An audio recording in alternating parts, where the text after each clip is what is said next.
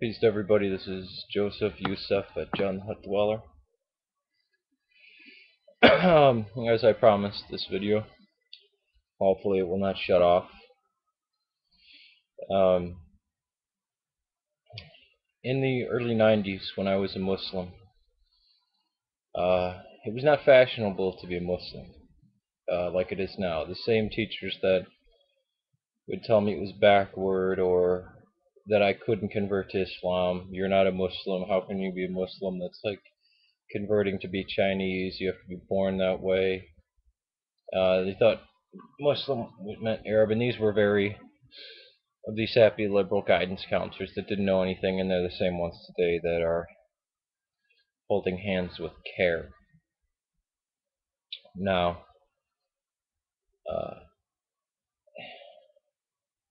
I would go to the masjid, and I would pray, and I would see the nicest, most beautiful people around me. Really good people. And keep in mind, I didn't, throughout the 90s, I didn't go out, I didn't dance, I didn't draw pictures of anything besides plants. I was even worried about drawing plants. I didn't play stringed instruments, didn't date. And you can imagine a Western teen how much angst would build in that. But what a relief it would be to go into the masjid when I was, especially this was going on when I was in high school. And then I would hear anytime there was a bombing, oh, it's the Muslims, or these very caricatures of violent terrorists or backward people. And I remember going over and having dinner at somebody's house, and the man sitting across was a sailor or something, and he was talking about Turkey, and I said, oh yeah, the women who wear the hijab, and he kind of looked at me and said, the headscarf, and said, oh yeah, most women in Turkey are modernized and don't do that, but some of the backward people um, still do that, where civilization hasn't really reached them. And very respectfully, I said, well, no, it's a choice. And I explained hijab.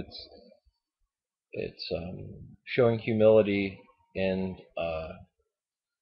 it's a belief in God, and it's a discipline, and it's a very beautiful thing. And even the Christians are commanded to cover, women cover their hair, and uh, that they had civilization that when Europe was in, I'd give off the speech, when Europe was in its dark ages and even up to the 16th century, they still considered women lower than dogs. But in Islam, they were always equal and they had their rights. And the rights of women aren't spelled out in the New Testament, and they are in Islam. And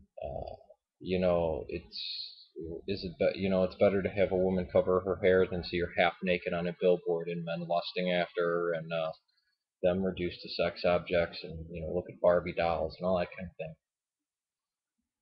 Which I don't 100% disagree with that, but I wouldn't necessarily say I agree with that statement anymore.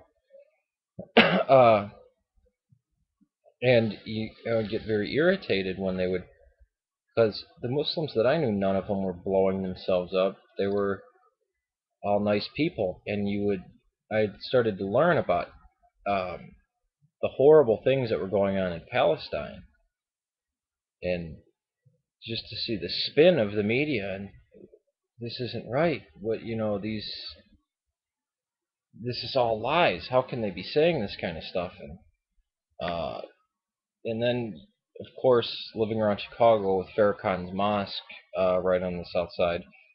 Oh, how can you be Muslim? You're not black. Only black people can be Muslim. And I met there were some very foul-mouthed wannabe gangbanger, bully black kids.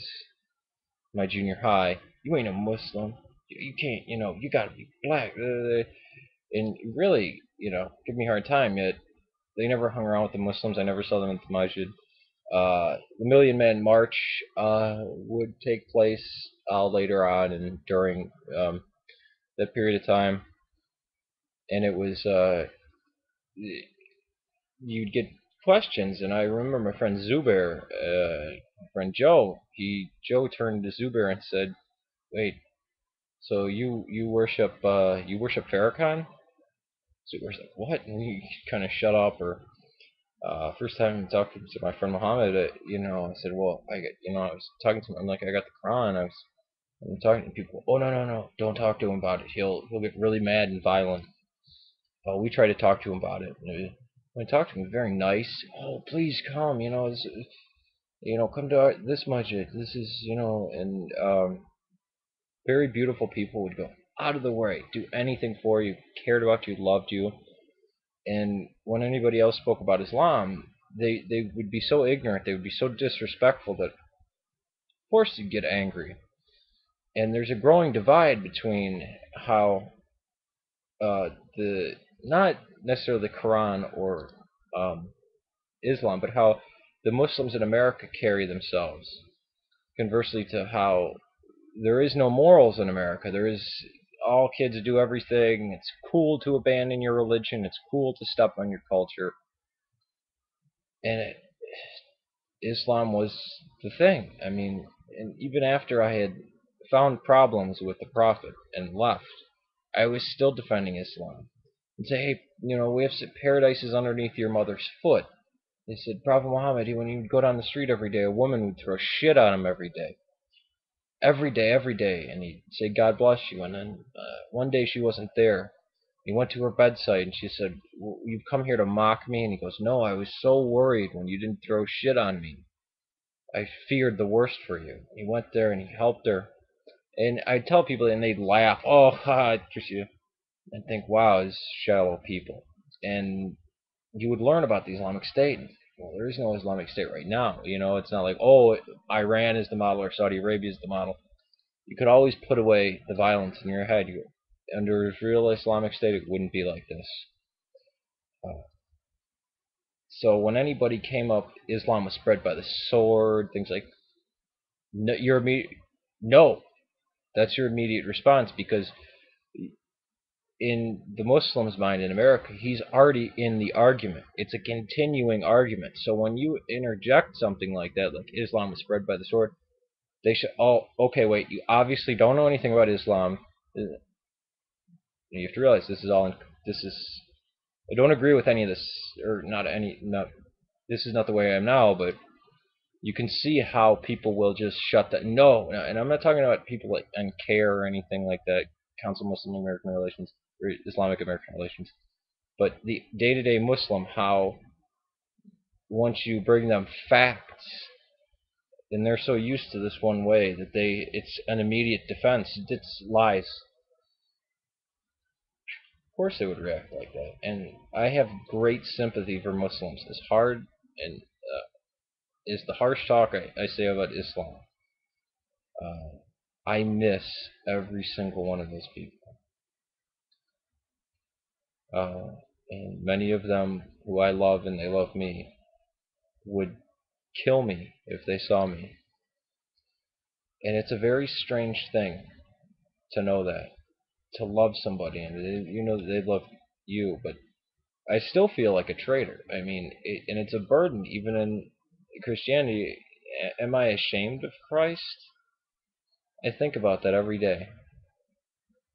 I'm not ashamed of Christ, but I'm ashamed of myself. And it's real complicated, and I wonder sometimes about that. Now, there's nothing that's going to make me not be an Orthodox Christian, but there still is that thing that they view me that I turned against them, that I just threw it in their face, and I don't see how they could see it any other way. Uh, so especially Muslim converts to Christianity, uh, no Muslim would act like Ergun Canner does. I wish peace to all the Muslims. May they find Christ.